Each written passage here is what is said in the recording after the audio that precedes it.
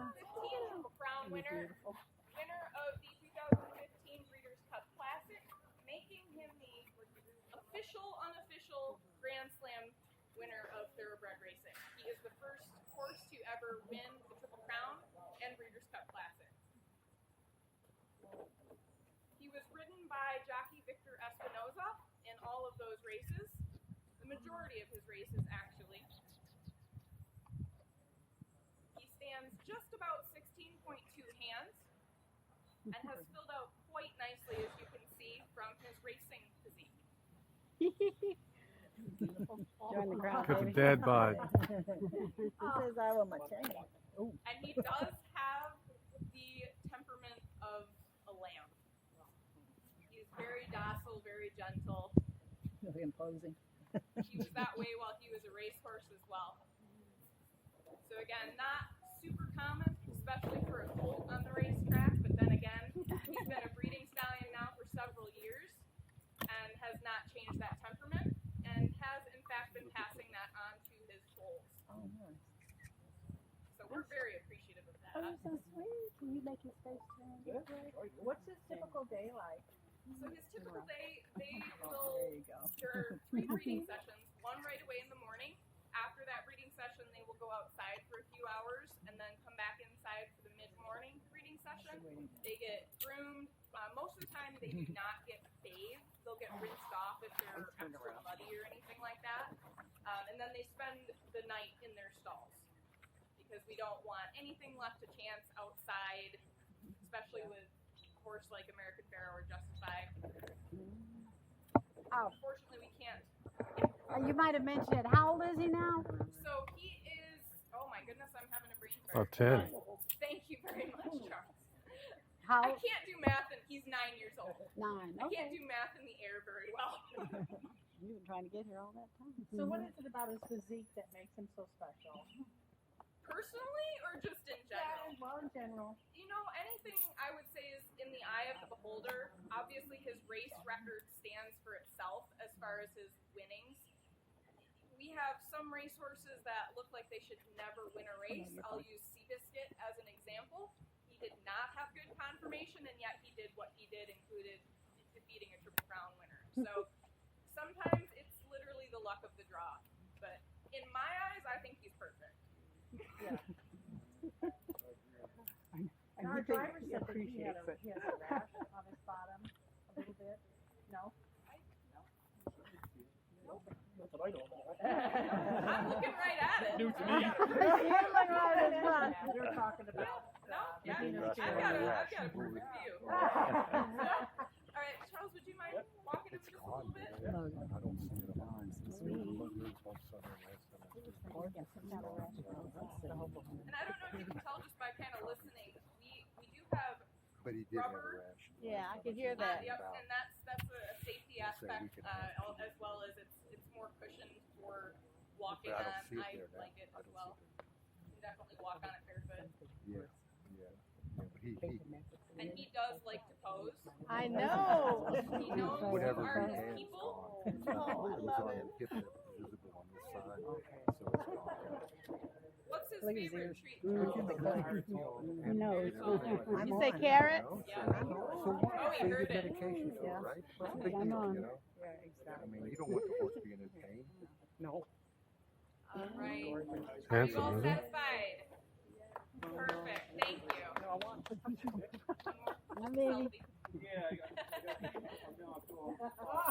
Stand up here and I'll try to get you pictured with him because he's the one you really want to see.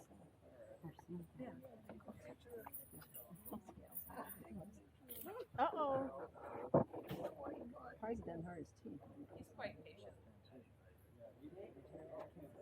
Marigold. Stand right beside Philippa now. Thank you. Boy, what a lucky Okay, guy. walk a little bit. Walk a little bit close to the side. Sweet. Oh, let me see. And he would do this. He would do this all day. He loves. His ears are always up. I just know that Better everyone enough. can get him. Oh, I can't get it. I can't get the. Put your arm, put it down. Okay. Yeah, I got it. Got it? Thank you. Thank you. I love you, American Pharaoh. She does too. I do. I was here at the Kentucky Derby in 15. Oh, did We you- won. When did you see him when he Yes. won? Oh my God. And that's We'll just ask special. that you tell Sure, me sure, no sure. Thank you very much. Especially with Justify coming out. Take any opportunity. Oh, really now? All right. Oh, wow. Next, and definitely not least, we have Justify, the 2018 Triple Crown winner. He's ridden by Mike Smith in all of those Triple Crown races.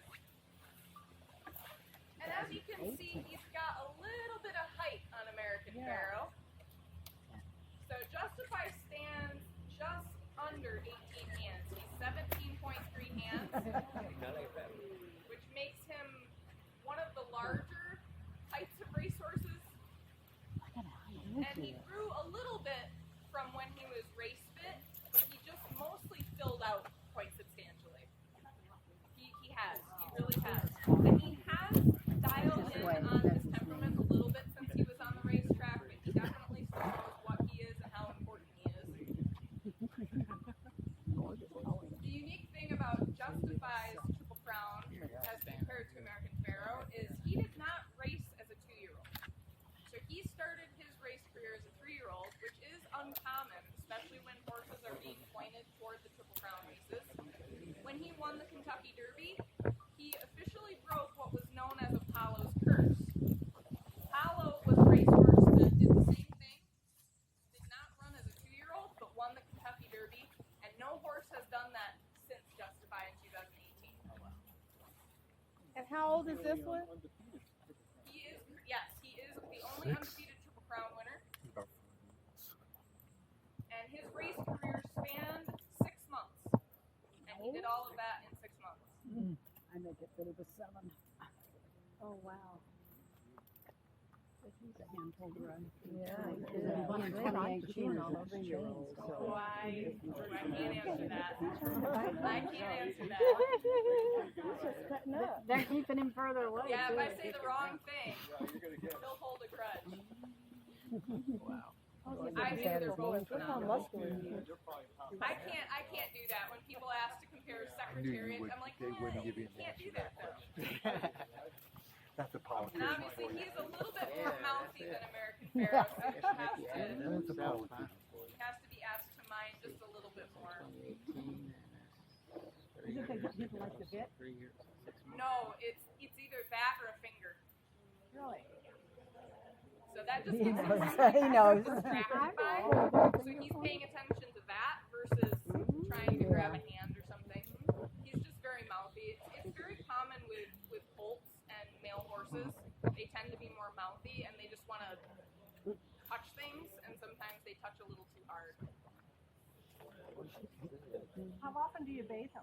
So they actually really don't get bathed. This is all hand grooming that you're seeing here. Oh. Yeah. These guys take care of these boys incredibly Oh, well. come on, American. And what do they eat during the day? What do you feed them? Yeah, so each of them has their own type of feed, regimented based on a nutritionist and a veterinarian, as well as our stallion manager. So each of them may have a little bit of a different type of feed.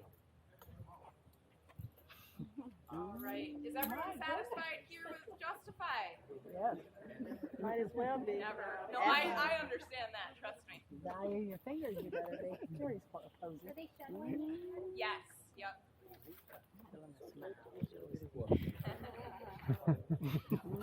All right. There you go. This one's easy. Thank you very much. Thank you. And then we'll just wait until Justify is settled back in his stall, and I will go ahead and move one of the panels here of the fence.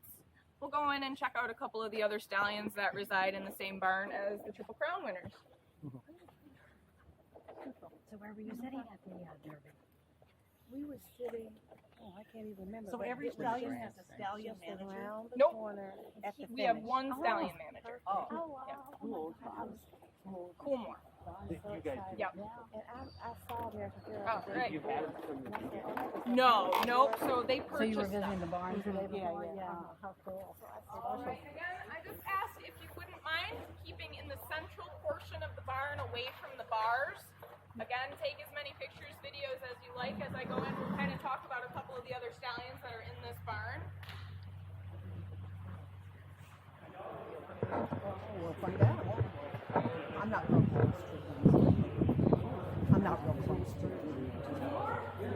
So, Fillmore, if you're asking based on opinion or fact, Fillmore is easily one of the most prolific breeding operations in the Maximum Security. It's been around for a very, very long time, based in Ireland.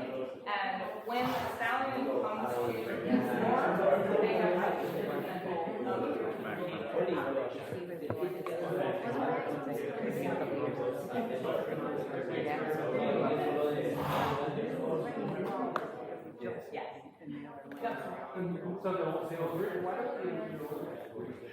because it's more lucrative for us to sell it. And then there's less to worry about. And honestly, to be fair, I know a lot of that is all right, so as we walk into the barn here, you'll see on our right-hand side is Maximum Security. Maximum Security is probably most well known for crossing the finish line first at the Kentucky Derby, but being disqualified. So Country House was placed as the winner that day. But Maximum Security is pretty sure he won. He crossed the finish line first, and we let him think that. This is Maximum Security's first year at stud here at Ashford. He's been pretty well received by the breeding industry. So we're pretty excited to see what his progeny eventually do. Now it will be a couple of years before he has any runners. And next year he will have his first foals on the ground. He's decent. He's not definitely, I use everything in comparison to American Pharoah, but I really can't, that's unfair. But he's not super aggressive or anything. So I have a question. Yeah. So if I had enough money, how much money would I need for American Pharoah to work with my pretty hair? So his stud fee is $100,000. Yeah. All right. And then this right here is Classic Empire. It's another son that left Banks of the Nile. Technically makes him a brother to American Pharoah. However, in the breeding industry, we do not consider them actual siblings unless they are born from the same mare. So they are either full siblings or half siblings unless they're born from the same mare. But we do technically have brothers standing right across from one another. And then Evertown is another one of our new stallions. This was his first breeding season here. Pretty well received from Whitestown. Won the Alley Wonderful Stakes.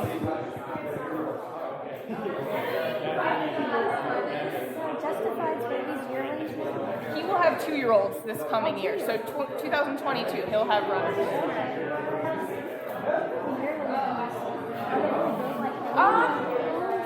That really kind of depends on the mare a lot, but I would say maybe bigger than average. But they've been very, very well received. Very well received. And then if you look above the stalls, you'll see nameplates. Those nameplates represent stallions that used to reside in that particular stall.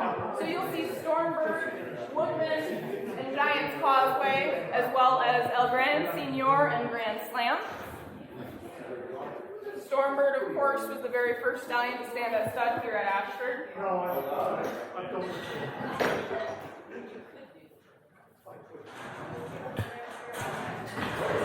Is that his statue out there? That is Giant's Causeway. We're actually going to move on that way just a little bit. Any questions that I might be able to answer?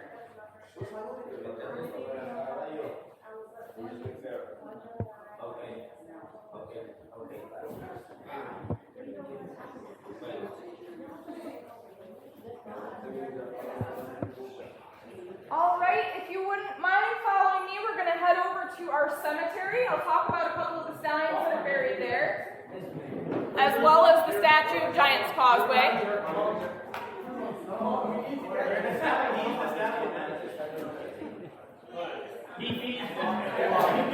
Can we be able to buy the statue?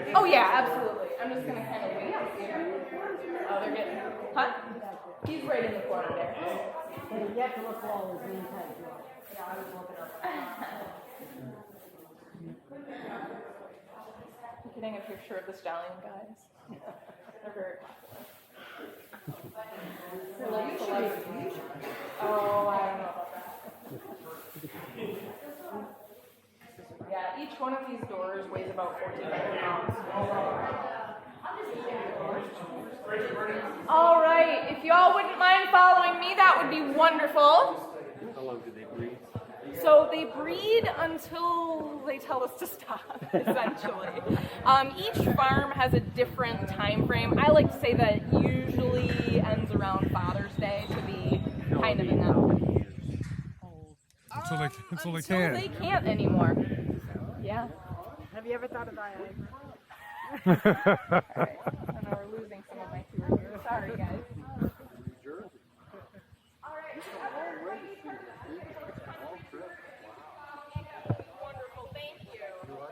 Sorry, I missed out on I know there's people here, so. Alright.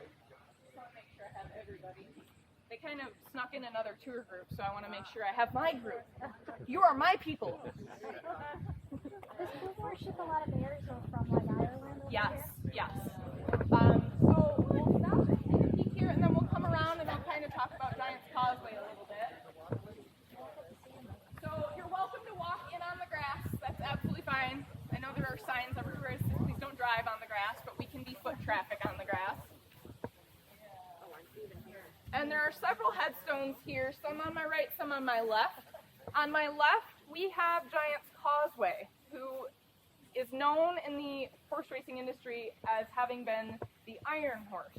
Now, he was named that for several reasons. One of them is that he won 5 Group 1 races in a row over in Europe. Group 1 races in Europe are the highest achievement a horse can win, whereas here we call them graded stakes, so grade 1, grade 2, grade 3. He won 5 Group 1 races back to back. He was also the champion sire of 2009, 2010, and 2012, which means his sons and daughters did better than every other stallion's sons and daughters in those years. That's quite, yes, exactly. So, and he sired several top runners, bricks and mortar. If anyone follows the horse racing industry, he was a turf runner, a son of Giant's Causeway, and also became Horse of the Year, which is quite uncommon in the United States for a turf runner to win. Usually it's somebody like a Justify or an American Pharoah that become Horse of the Year. So to have a turf horse in the United States become Horse of the Year was quite an achievement in and of itself. He is also the sire of a stallion named Protonico. Protonico is the sire of Medina Spirit, who won the Kentucky Derby this year. So he is just continuing to influence the thoroughbred industry long after he's been gone. Unfortunately, he died due to the infirmities of old age in 2018. He had already been pensioned by that point, so he was just living out his glory days here, getting fed and taken care of, and so it was very, very sad to see him go. He was very much loved here and completely stoic. If anything was wrong with him, you would have never known it, which is another reason why he was given the nickname the Iron Horse. On his left, we have Scat Daddy, who unfortunately left us prematurely. He is the sire of Justify, Caravaggio, and Mendelssohn, all stallions standing here at Ashford. That is a huge, important factor when we're looking at stallions that not only do well as racehorses themselves, but then do so well, they have sons who do well themselves and retire and become influential stallions in their own right. So Scat Daddy, had he lived longer than 11 years, would have likely reached Giant's Causeway status, Stormcat status, to name just a few. Right now we have Into Mischief and Tappet, who are just doing phenomenally well in the industry. And over here on the right, I don't want to forget these guys at all. So Stormbird was, of course, the very first stallion to stand at stud here. But we also have Woodman and El Gran Senor, who were both champions. Stormbird produced, eventually, a stallion by the name of Stormcat, who has gone down in the history books as being one of the most, if not the most influential sire of all time in the thoroughbred industry. At one point, I believe his stud fee was $500,000, and it was not a guarantee. So there was no live full guarantee with that $500,000 stud fee. Stormbird was a son of Northern Dancer, who was a Canadian champion, and a little bit smaller in stature than most thoroughbred racehorses. When we think of thoroughbred racehorses, we think of Justify. And Northern Dancer was just over 15 one hands, so he was quite small. And then as far as the statue, we can come back around. If I know a lot of people like to take a picture of it because it's really nice and there's the background of our course. But this is a rendition of Giant's Causeway. So it's apropos that he truly did become the Iron Horse.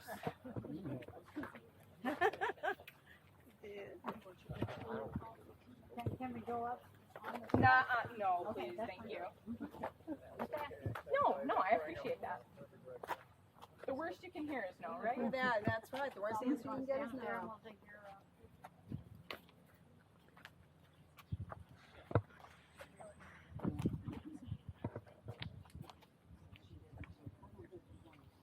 No. And these Pegasus statues actually came all the way from France, too. Mr. Magner saw them and wanted them and bought them. And here they are. That's kind of how things work.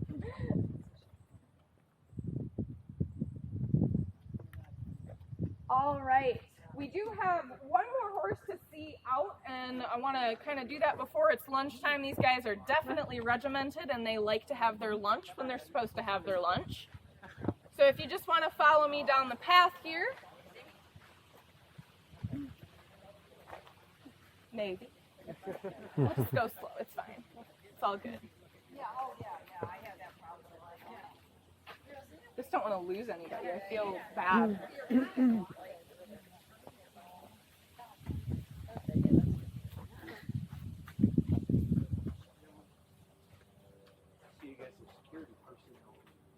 do. We have security everywhere. And there are cameras. Grounds are so beautiful, isn't it? No, Oh it's my. gorgeous. Trees. Paradise. Mm-hmm.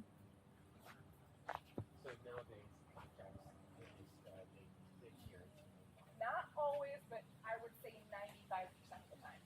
Yeah. And that's just because so many of these stud fees have become so significantly large. How much do these guys breed to? As far as mares, How many times, how many mares a year? so it depends on the sire himself.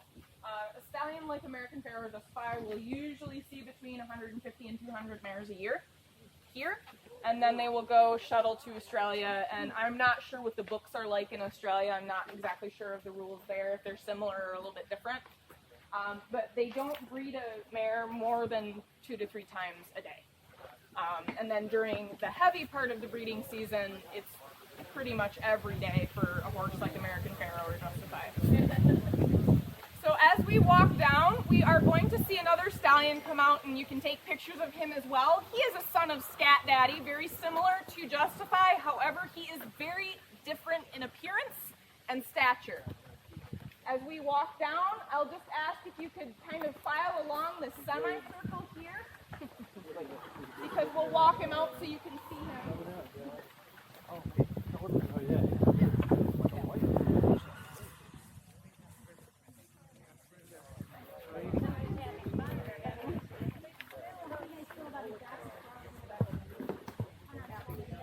You know, it's going to be interesting. But none of these guys are influenced by that. It's only stallions entering here. He's ready to go. All right, and if you wouldn't mind, just kind of file along, make sure everyone can kind of get in, and so we're able to all get pictures and videos. And just kind of file into the semicircle. This is Caravaggio.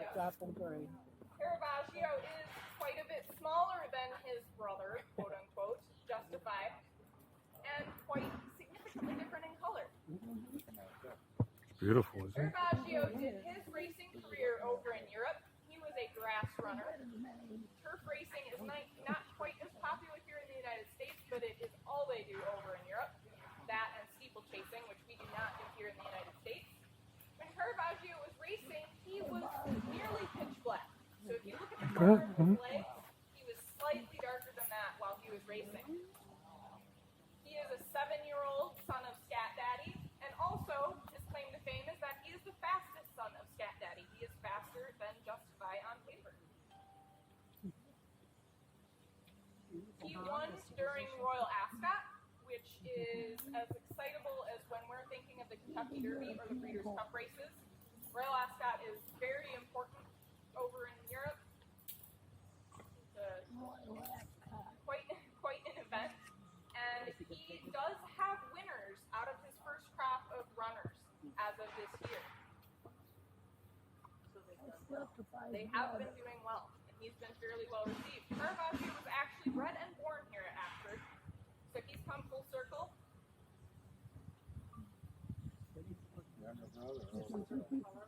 Gray. Yep. He's a gray, and likely, if you kind of look on his flank there, that's pretty much the color he'll turn as he gets older. So with grays, I like to say you have a different horse every year. Maybe just a little bit of a walk.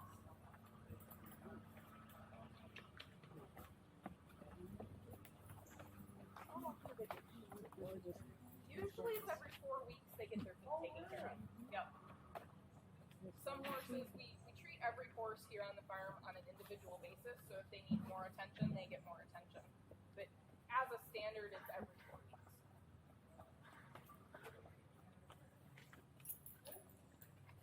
He's a little bit more docile than Justify as well, personality-wise. So we have one resident veterinarian, and then we have several that come in and out for various and sundry reasons. But we do have one resident veterinarian who's here on the farm at all times. All right, are you all satisfied with pictures and videos of Caravaggio here? All right, thank you so much. Thank you. And then we'll wait until he is back in his stall. And there's one stallion in here. I don't want to forget about him because he's become actually one of my favorites. But this is also the barn where Mendelssohn, Looking at Lucky, and Practical Joke would have been had they not already been in quarantine. Looking at Lucky.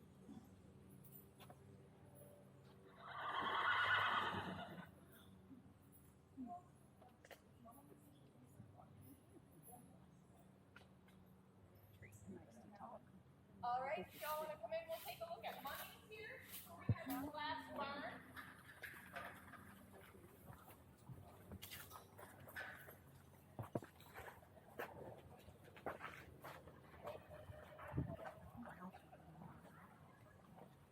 All right, and I definitely don't want to forget about Munnings. So I've become a Munnings fan since I started working here at Ashford.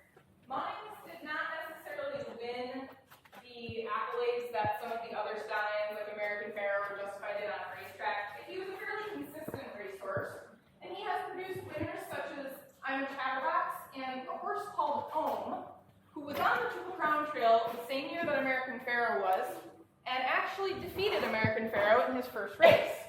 So Munnings had the honor of siring a horse that beat American Pharoah. What is that he's doing with this? He's waiting for his lunch. Oh. He knows it's lunchtime. That's his impatience coming out a little bit. He knows it's lunchtime. And then I will point out another cool thing about this barn is if you look up here, of course, we have Scat Daddy's stall plate, but we have a horse named Cigar who would have stood at stud here had he been fertile. When he retired, he had amassed just under $10 million in winnings and had won 16 races in a row, and was one of the most popular racehorses of his era. He was actually voted not only Horse of the Year, but then Horse of the Decade. He, however, could not produce any offspring. So he was retired and lived out his days at the Kentucky Horse Park. There's actually a statue of him there where his cremains are interred. But I just like to point that out because he's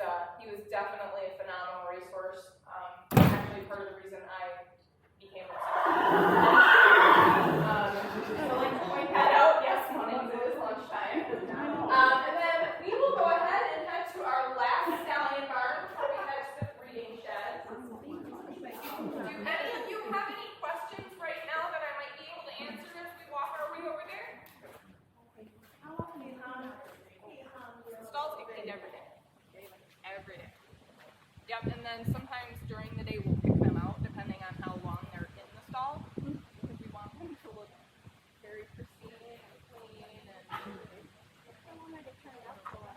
several hours in the morning.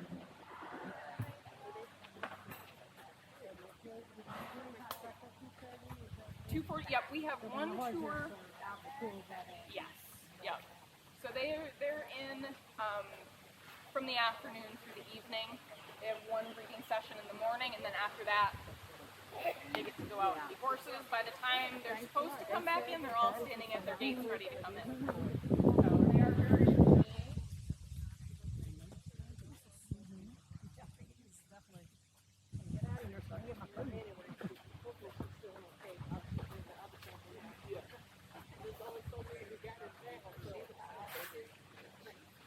So again, I will just kind of reiterate staying, especially in this barn toward the center. We do have two stallions in this barn that do get a little bit more apprehensive with people getting too close to them, and that would be Uncle Mo and Cupid. Well, I'll kind of get out of your way so you guys can file on down here.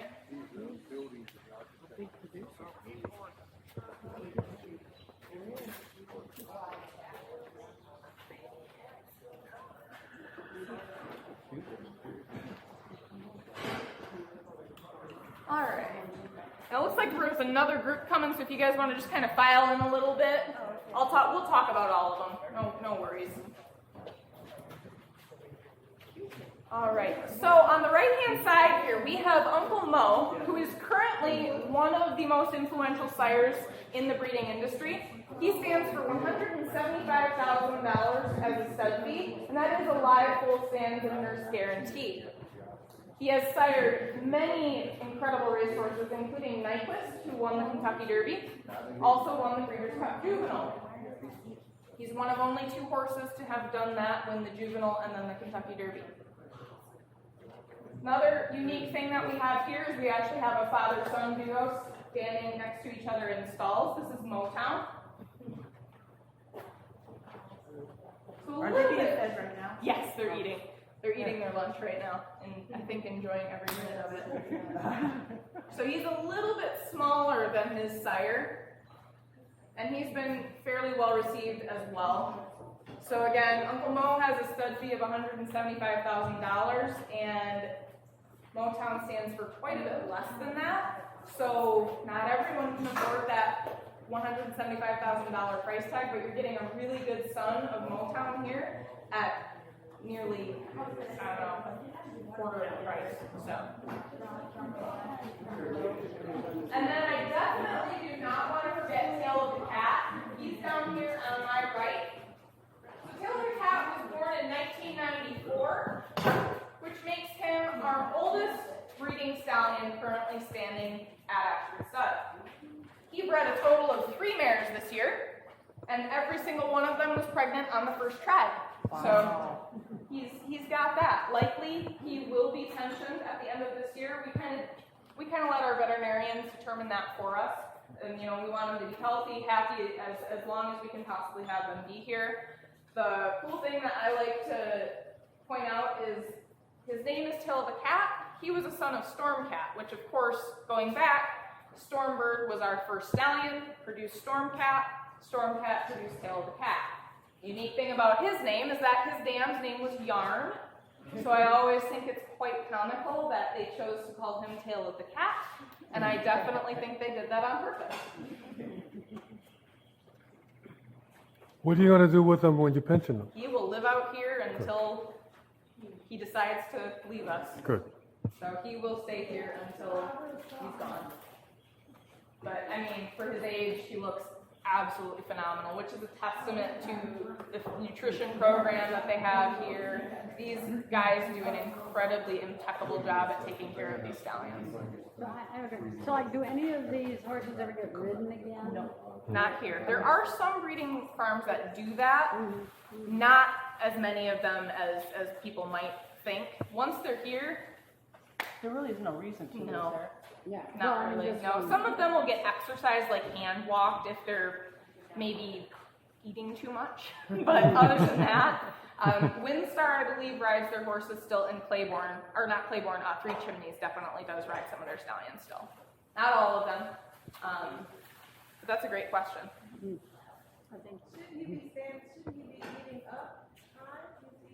So it depends on the particular horse. Some horses have difficulty eating off the ground, especially with his age. So as horses age, their teeth may become not as strong. So it does help them. Sometimes we actually add water to their feed, and it just helps them to absorb all the nutrients and things they're eating. It's better for him to eat down low than And actually, that is a very natural position. We force them to eat like this. So eating on the ground is a natural position for a horse. So, and some horses just do better eating off the ground. They get a little bit more aggressive if they're eating like this, or again, sometimes it's just healthier for that particular horse. Oh, he does not care about us. How often are they fed during the day? They're fed twice a day as far as feed, but they get hay all day long.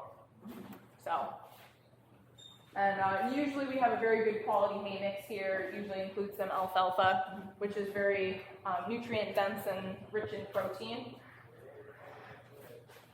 And we will go ahead and he's particular. He's beautiful, but he's very particular. I was gonna ask that. I didn't know this until I got involved with racing, and I didn't know taffets were crazy. They can be a little bit more on the muscle. We'll just put it that way. So, have you seen that in his progeny?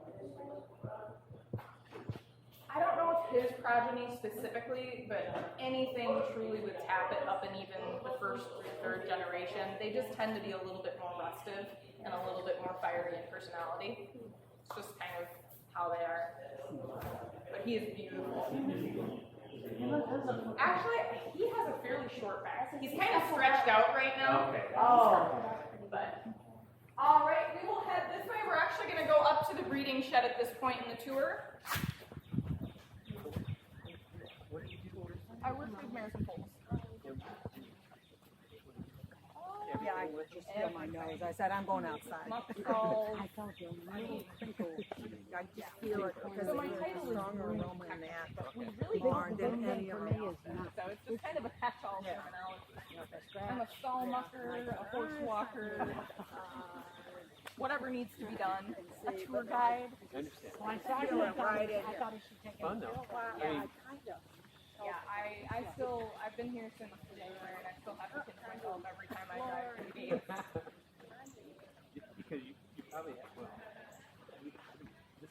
I think already saying Yeah, I mean, it's hard to get on here. I wouldn't necessarily say it's difficult, but they definitely want people to know what they're doing. There is a lot of on-the-job training in any type of career in the thoroughbred breeding industry.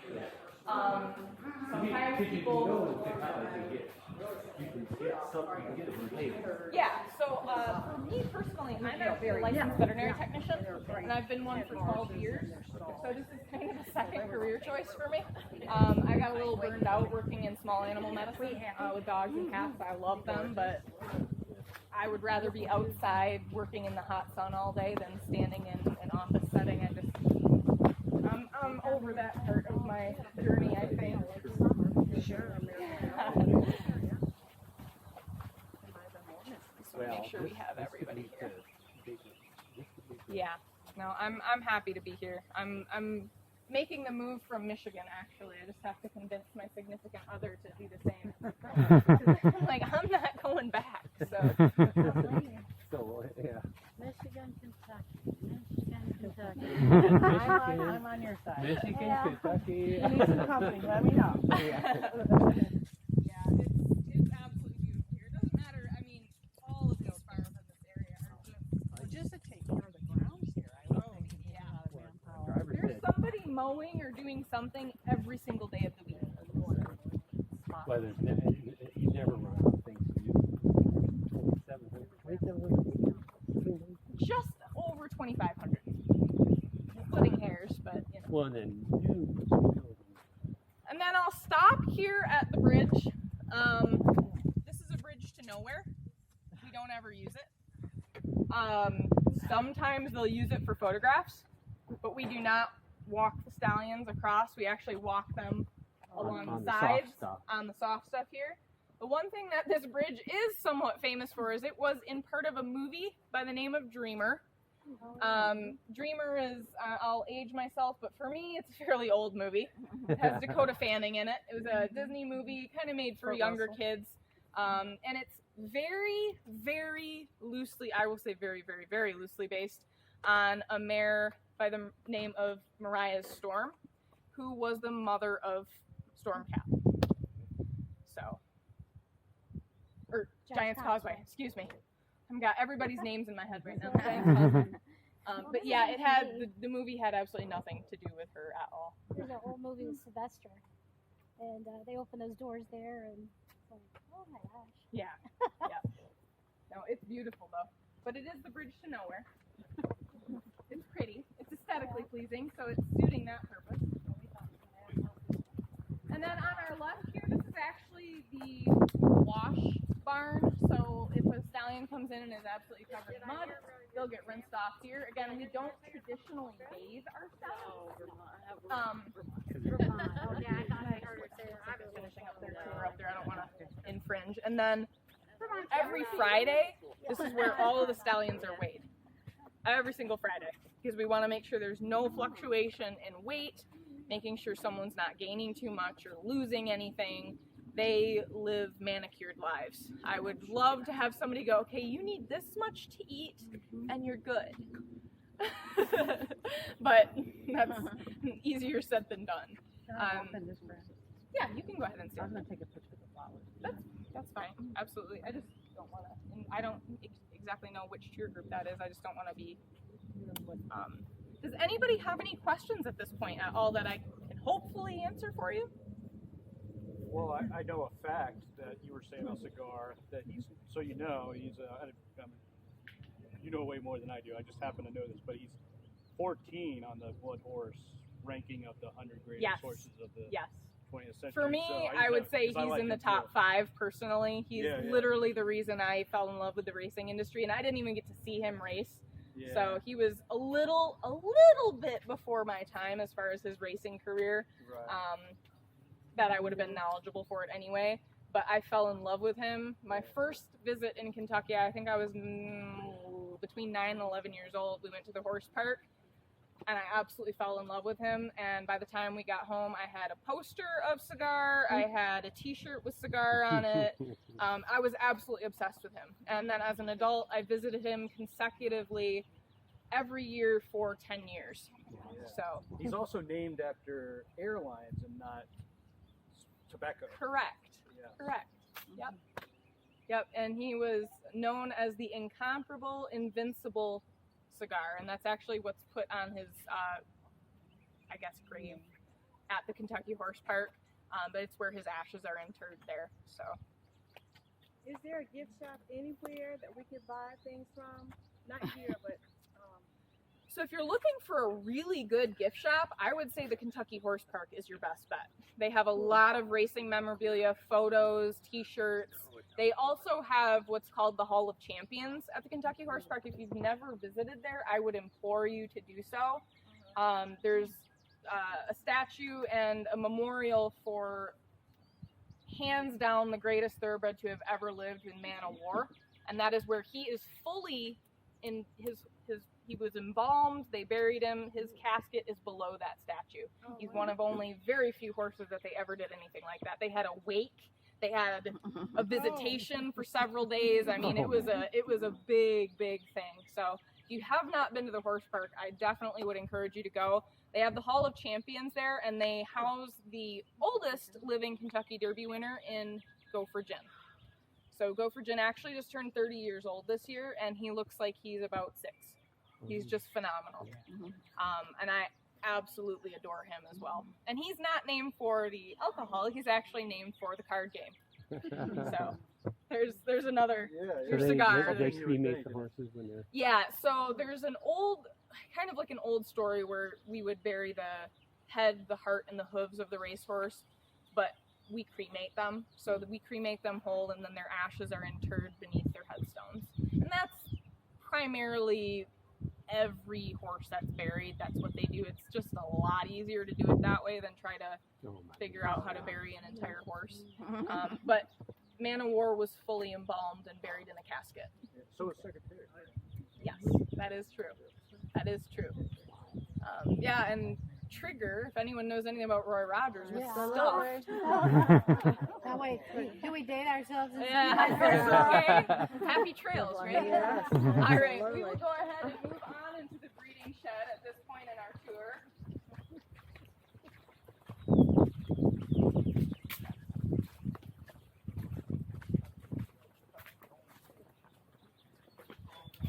And there's plenty of room if y'all want to file in here. It's a little bit cooler in here as well. Oh, this is the breed. This is the breeding shed. This is where the magic happens. All right. So you are now standing in one of the two Ashford breeding sheds. So we call it the breeding shed, but there's actually two. If I would open this door right here, sometimes it gets stuck and I look like a fool trying to open it. But there's the same exact area on that side of the door. So we can have two stallions breeding mares simultaneously. The doors are always shut because we don't want anything bad to happen. So yes, this is the area where future racehorses are made. There's quite a significant protocol as far as getting mares ready to come here to the breeding shed, as well as once she's in this area, things that we have to do to ensure her safety, as well as the safety of the stallions. So one of the first things that we do that differs from some other breeding farms, every breeding farm has its own protocols, is when we have a mare enter the shed here, we have her jumped by one of our teaser mares, or teaser stallions. So our teaser stallion, his job is literally like it sounds. His job is to tease the mare and make sure she is ready and suitable for breeding. Hopefully, by the time they actually come here, those mares are absolutely 100% made sure that they are ready to be bred. However, things can and do happen, so we want to make sure that all of our horses, as well as the mares coming here, stay as safe as possible, as well as the handlers who are handling those horses. So the teaser will come out, and he's wearing a special apron, so that when he goes to mount the mare to make sure she's not going to kick out or do anything aggressive, he can't accidentally breed her, because that would not be a good day if a mare came here to be bred to American Pharoah and accidentally gets bred to one of Ashford's teaser stallions. And it sounds like not a fun job, but I assure you every single one of those teaser stallions loves what they do, and they're very good at it. So, they get to live the life. They literally are outside all day, every day, enjoying life, and then come in and do what they do, and then go back outside again. One of the most important things that we do on every single mare that comes into the breeding shed is put these boots on her. They are a little heavy, made of leather and foam material. You can feel free if you want to pick them up and feel them, that's fine. They're dirty, so I will warn you of that. These go on her back feet. So if, for whatever reason, she does kick out and either kicks out at a person or at one of the stallions, they do not get a full hoof connection. They get more of a blunted cushion kick. And again, that's for safety of anyone and everyone involved, both horse and human alike. The gentlemen in here handling the mares and stallions will also wear protective gear and helmets and protective vests, and hopefully stay where they're supposed to, but things do happen. I mean, they're horses. We can't tell them to do really anything. They have their own minds and own wills. The other important thing that we will do with the mares is we will put a shield that goes over their neck and their shoulders so that the stallion has something to grip on when he's mounting her. Instead of biting down on her neck or her shoulders and causing an injury, they can bite onto these thick flaps of leather. So again, that's just another piece of protective equipment that we have. Stallions, when they do mount mares, absolutely need something to stabilize themselves with, or they'll go over backwards, and we don't want that to happen either. So they will naturally grip whatever's in front of them, and that happens to be the neck or the shoulders of the mare. We do not want that to happen. The thoroughbred industry is completely live cover, which means there is no artificial insemination as there are with other horse breeding industries, and that is because we want to absolutely make 100% sure it is that stallion getting bred to that mare. So no variation. Everything is documented, paperwork, video for insurance purposes. There are people witnessing it. It's a big deal here. So if you want to follow me, we'll move through and I'll show you our receiving area where the mares do come in and get prepared to be bred by one of the stallions here.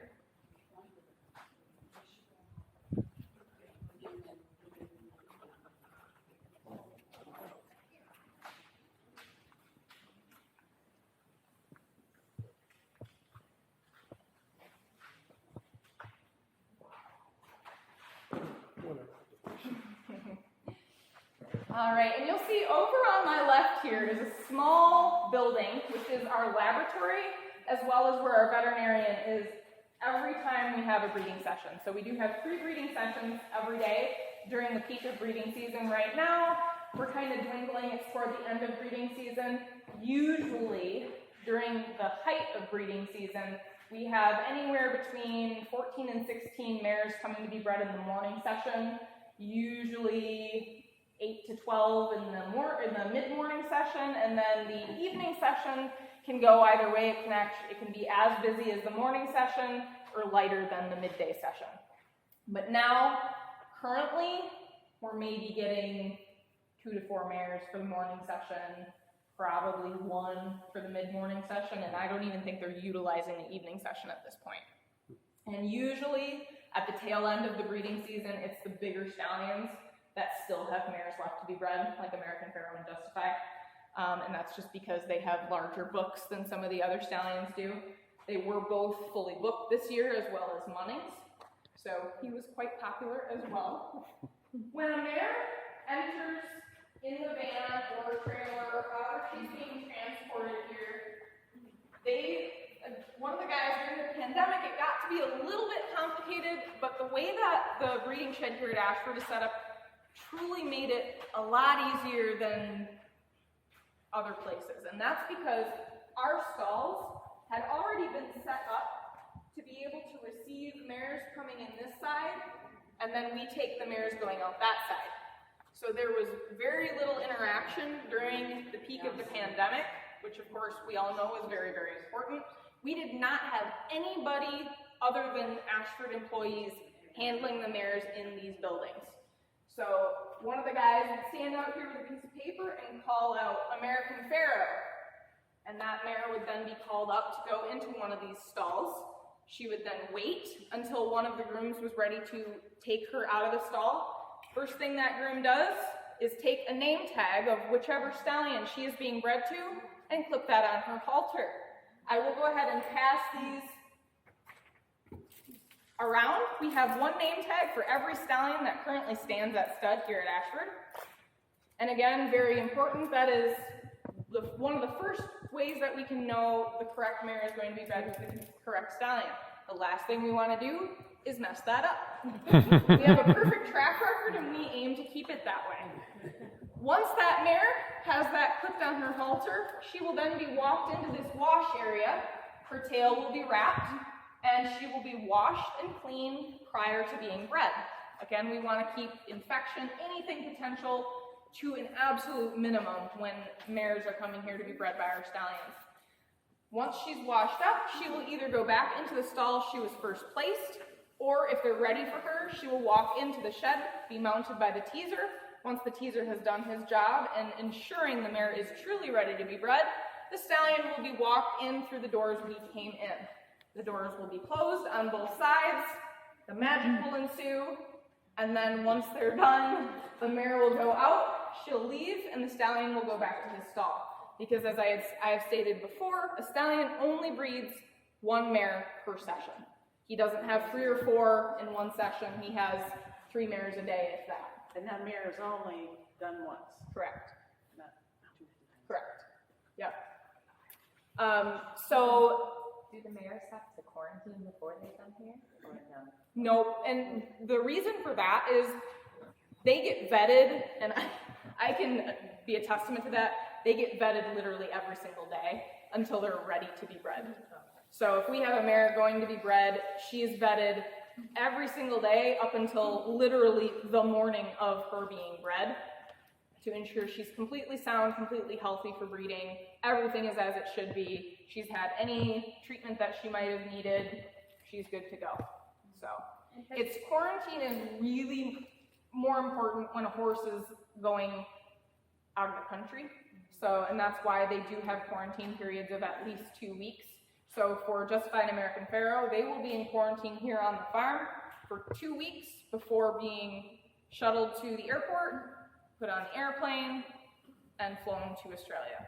And then they will quarantine for another 2 weeks when they get to Australia. And Australia's, or the Southern Hemisphere breeding season technically starts on August 15th. So they're backwards from us. Obviously, it's getting toward their winter where we're going into our summer, hence the Southern Hemisphere breeding versus the Northern Hemisphere breeding. Same thing goes for the stallions transitioning to Chile. And they will come back usually around December. They'll do the quarantine process both ways, and then they'll be back here until the breeding season starts on Valentine's Day in the United States. And I would say it kind of goes through about Father's Day. So gives people an approximate time frame of Valentine's Day to Father's Day. And that's not always a set. Yeah. Has there ever been a case where the teaser is done with the mare? No, the teaser is done with the female. He's done teasing. Has there ever been a case where it didn't work? Like American Pharoah comes in and is like, not today. You know, I mean, things like that do, of course, happen, but I would say not usually. I mean, these guys definitely enjoy their job. They know what they're here for, and they enjoy doing what they do. And after they breed, they get to go have their breakfast or. So there's no preparation for like American Pharoah. They're not gonna, for the studs, they're not gonna. They don't need anything. They just come, show up, and bam. No. Well, that's what we hope for anyway, is mare, stallion, full, you know? Yeah, how long do the sessions take when they go? Usually, so the morning session, especially if it's busy, takes anywhere from an hour and a half to 2 hours. Thank you very much. Oh, wow. So our tour guide was saying that you want a horse to be born as close to the beginning of the year. Yes. On the opposite, like Yes. not at the end of December, but let's say they're born like in the end of December, or like there are no foals born in December in the thoroughbred industry. Oh, okay. They're always born January and further, and we do that because a mare's gestation is 11 months, give or take. Okay. I was gonna say, 'cause he was saying, and that's why the breeding season starts in February. Yeah. Okay. Well, So, he was saying that they would automatically qualify as a 1-year-old, regardless. So I was thinking. So yeah, would they get a discount every foal registered, and truly it's kind of industry wide. It's not just with thoroughbreds, but if a foal is registered, they officially turn a year old on January 1st of whatever year follows. Right. So like my foals this year will be considered yearlings January 1st, if that makes sense. Yeah. So the majority of foals are born between January and March. We don't like it when they go way out into May because they're going to be that much younger than the horses of their. And that's the point I was trying to make is if they were, did they get the person get a discount or something? Because they would have to be, they'd be less likely to win. Nope. You know? But they brought their mares too late. Yeah. No, I mean, Yeah, I'm not well, planning on and doing that's it. I'm just saying. to her point. Most of the breeding season is done as of June 29th, and that's it. Right. Okay. So if you don't get your mare into a shed and in full by that time, next year. Too bad, right? Yep. Interesting. Yeah, it is. It's all a mathematical game. But that's, making sure the mare is cooperating with her ovulation cycle, her heat cycles. They're animals. They don't all follow the same pattern. So that's why literally they are vetted every single day, whenever they need to be, to make sure that they are ovulating correctly so that we can get them into the shed at an appropriate time to get them bred and have a successful So foal. when are you going to start the vetting process for the mares? If you want to bring them in on February 14th. So typically speaking, we'll start, kind of depends on whether a mare has had a foal, whether she's what's called barren, which means she's gone at least 1 year without producing a foal, or whether she's a maiden, which means she's never had a foal before in her life. So they're vetted very, very differently from one another. But it could be weeks or months Yeah, yep, before they can even get here. exactly. So how's booking work? You know, let's say I have a mare that's cycling or in heat, and you only have so many that you can book in a certain day. Do you have vets that send the paperwork over and? That becomes, so that's a great question. So that becomes a job of, and part of the reason I like working on the farm and not having to work with the office and do all the difficult paperwork. When it comes down to something like that, we then base our decision on whether that mare gets to that particular stallion based on who she is. So if she's, you know, Beholder. a caliber of beholder, she's gonna go to the top of whatever list she wants because she's beholder. Really? So that's where they will kind of make those decisions. If it's a mare that hasn't done anything or has done very little on the racetrack, likely she wouldn't be going to an American Pharoah anyway. They can get really picky with the mares that go to those types of stallions, the American Pharoahs, the Justifies, the Into Mischiefs, Tappet.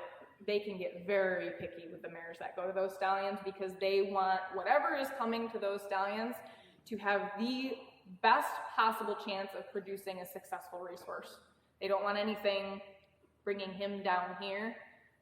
With some of the other stallions, it tends to maybe not be as difficult to get into. So say an owner has an idea of which stallion they want, but maybe the book they just can't get in during the time she's ovulating, so they usually have a second or a third choice. So if she's ovulating at that particular time and they can get her into that stallion without any issue, and you don't want to miss that ovulation period, she's going to that stallion.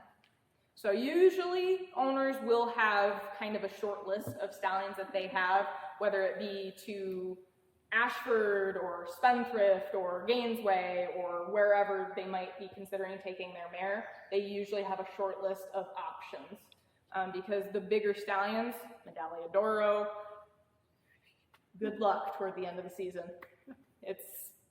They're done, you know. So you really want to make sure that you're tracking her as successfully as possible and making sure that you have every possibility of getting her pregnant and staying pregnant before the breeding season is over. But that's a great question. So the owners can say, I want my mare, mated with such and such. But then my number 2, number 3 options are. Correct. Can the mares appear twice during the season? Yeah, so that's another good question. So if for whatever reason on the first breeding, she does not get in foal, we can actually foal check these mares at 14 days. That's when we can first detect a heartbeat. So if at 14 days she's empty, we start all over again. Wow. Wait for her to ovulate. The whole process starts all over again. But the fee's the same. So the stud fee is actually not due until there is a live foal standing and nursing. And there are some particulars and exceptions to that in extenuating circumstances. But what that means is, so Uncle Mo has a stud fee of $175,000.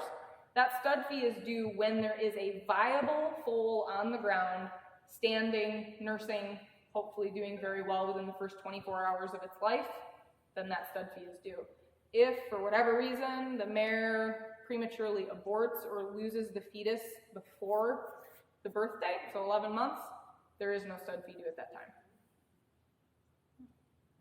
But you can do it twice for the same fee, is what I was asking. Because the stallion could have another mare. Yeah, so for the next season, because she wouldn't be able to be bred that year. Obviously, she's gone 9 months into a pregnancy and then unfortunately loses the pregnancy.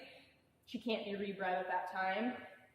But what will happen is they will offer the same stallion to that owner.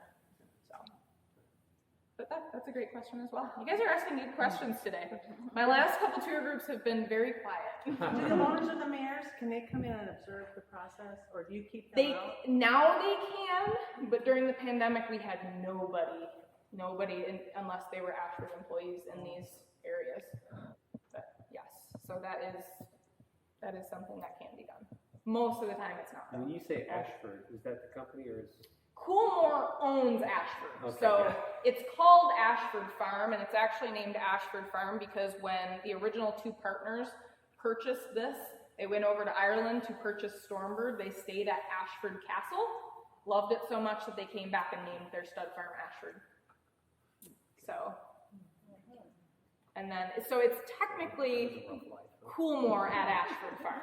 So Ashford Stud, Coolmore at Ashford Stud, because Ashford is the North American division of Coolmore, which is based in Ireland, and has some of the greatest stallions to have ever been in the breeding industry.